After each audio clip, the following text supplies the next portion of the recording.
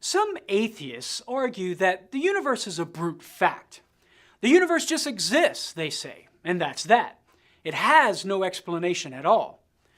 This was Bertrand Russell's position in his classic 1948 BBC radio debate with Father Frederick Copleston. How can we respond? Fundamentally, atheists who hold to this position are denying the principle of sufficient reason, which states that everything that is has a sufficient reason for existing. But as some philosophers point out, the denial of the principle of sufficient reason is at the same time a denial of rational argumentation, including any argument for brute facts.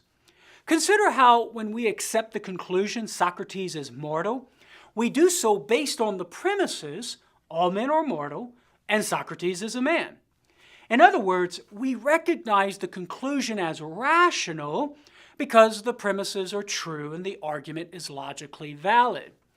But if brute facts are possible and the principle of sufficient reason is false, well then it follows that our conclusion, Socrates is mortal, might have nothing to do with the truth of the premises and their logical structure.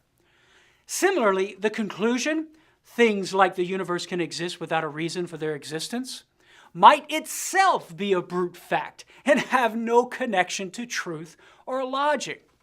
But if that's the case, well then we would have no reason to accept it as true.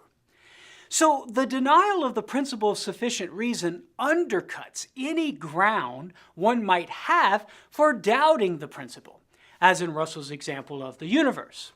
Therefore, the position is self-refuting and thus unreasonable. As to what the explanation of the universe is, we'll have to save that for another time. If you want to learn more about this topic and others like it, check out our website at Catholic.com.